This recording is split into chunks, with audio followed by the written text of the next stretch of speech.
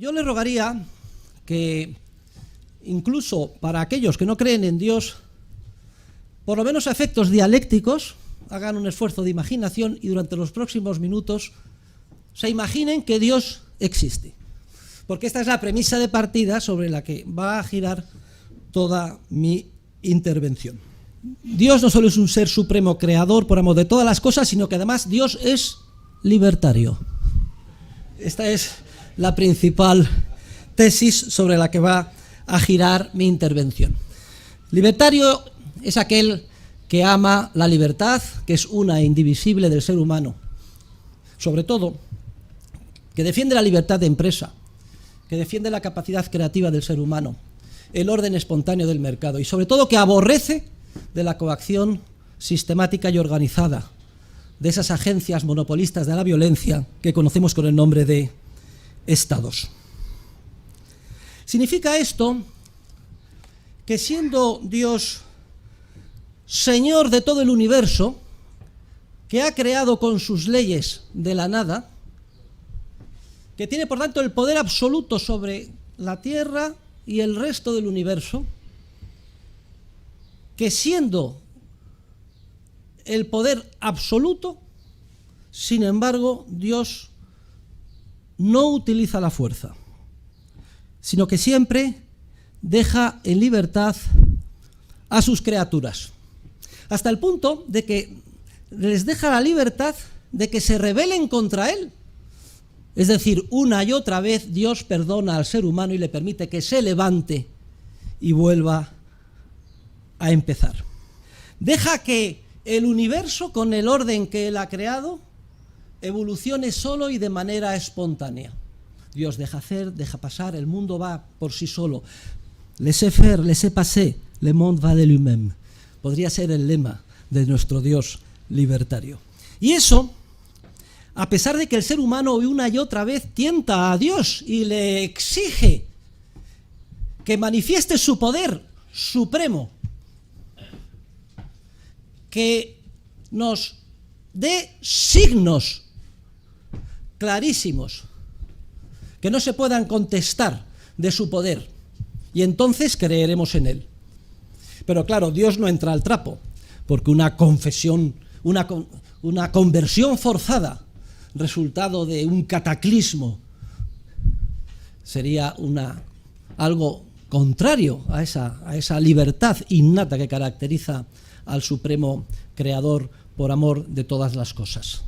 Los celotes, en la época de Jesús, y el mundo sigue lleno hoy en día de celotes, clamaban y pedían porque se creara un Estado mundial omnipotente, un reino del Mesías que ejerciera su poder e impusiera su voluntad sobre todo el mundo. Vamos a verlo exactamente, lo tenemos en San Lucas, en el capítulo 9. Dice que entraron en una aldea de samaritanos para hacer los preparativos, pero no lo recibieron porque su aspecto era el de uno que caminaba hacia Jerusalén. Al ver esto, Santiago y Juan, discípulos suyos, le dijeron: Señor, ¿quieres que digamos que baje fuego del cielo que acabe con ellos? Jesús se volvió y les regañó fuertemente, y se encaminaron a otra aldea.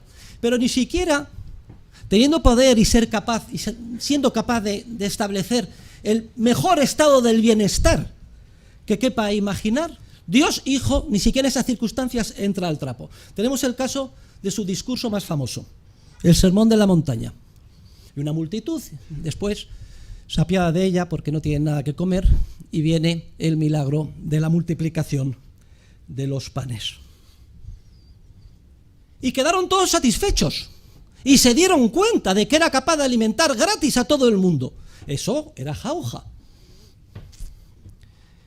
¿Y cuál fue la reacción del pueblo? Mucho me temo que más que sensibilizados por el mensaje de las bienaventuranzas, tentados por la posibilidad de lograr aquí y ahora un estado del bienestar, en ese momento querían nombrarle jefe del gobierno, del Estado. En pocas palabras, hacerle rey. Veamos cómo lo dice el Evangelio de San Juan. Dice: Jesús, sabiendo que iban a llevárselo para proclamarle rey, se retiró otra vez a la montaña, él solo a orar. Y es que el reino de Dios no es de este mundo.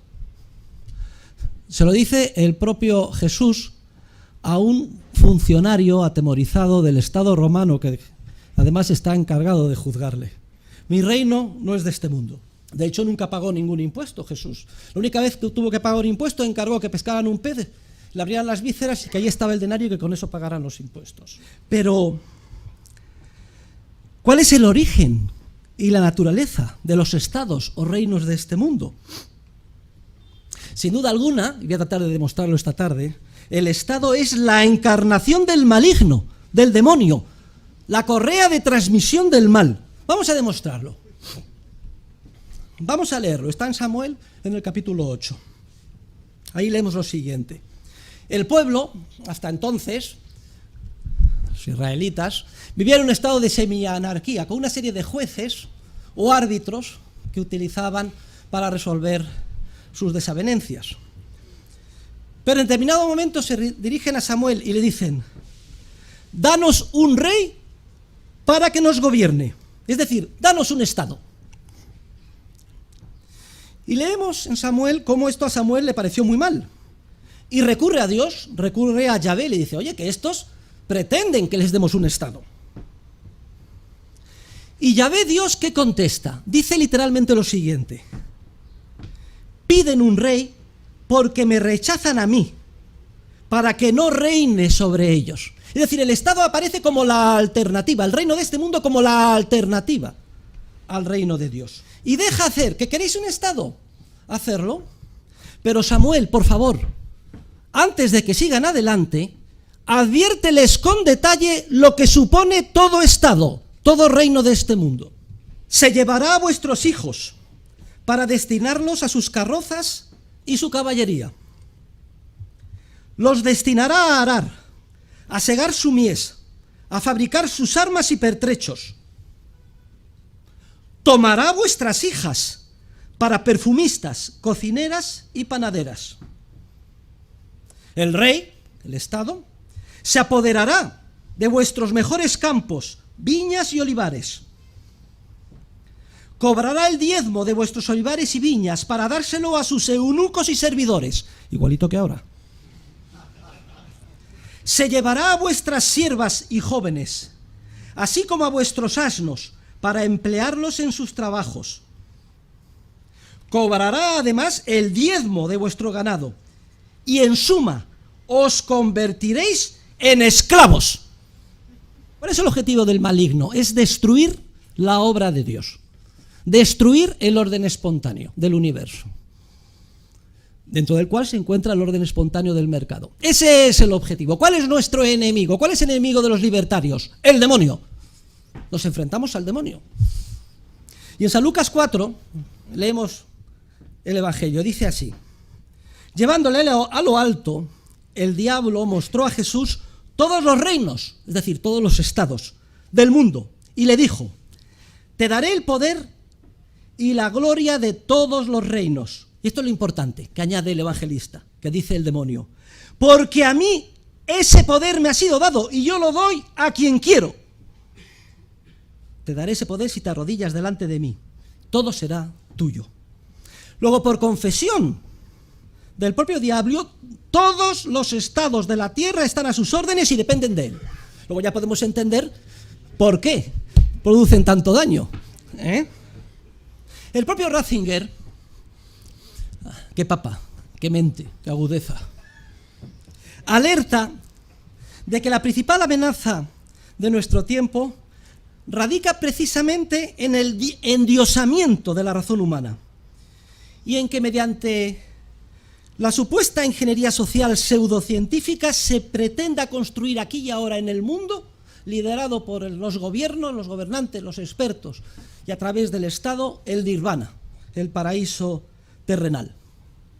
Y cito literalmente, dice: el tentador no es tan burdo como para proponernos directamente adorar al diablo. solo nos propone decidirnos y preferir un mundo planificado y organizado. Idea sobre la que vuelve Benedicto XVI en su encíclica Spe Salvi, el número 29 de la encíclica, donde condena rotundamente, y cito, la esperanza de instaurar un mundo perfecto, gracias a una política estatal fundada científicamente. Ratzinger denuncia también una idea muy importante. Dice, ¿sabéis cuándo se torció la Iglesia? Muy sencillo. En el momento en que se convirtió en Iglesia oficial del Estado. Ya podemos entender todas las atrocidades de la historia, desde las cruzadas, instituciones genocidas como la Inquisición, porque la Iglesia pasa a ser un instrumento del maligno, como Iglesia oficial del Estado. Por eso es vital separar radicalmente ambas instituciones. Porque el mercado, y como ya clarísimamente dijo el Papa San Juan Pablo II, es la mejor cadena de solidaridad que se extiende progresivamente y llega hasta los últimos confines. Critica al Estado asistencial porque al intervenir directamente y quitar responsabilidad a la sociedad civil provoca la pérdida de energías humanas y el aumento exagerado de los aparatos públicos, dominados por lógicas burocráticas, más que por la verdadera preocupación de servir a los usuarios, y todo ello con un enorme crecimiento de los gastos. Es que Juan Pablo II parece Ramón Rayo, explicando políticas públicas en nuestro curso del máster.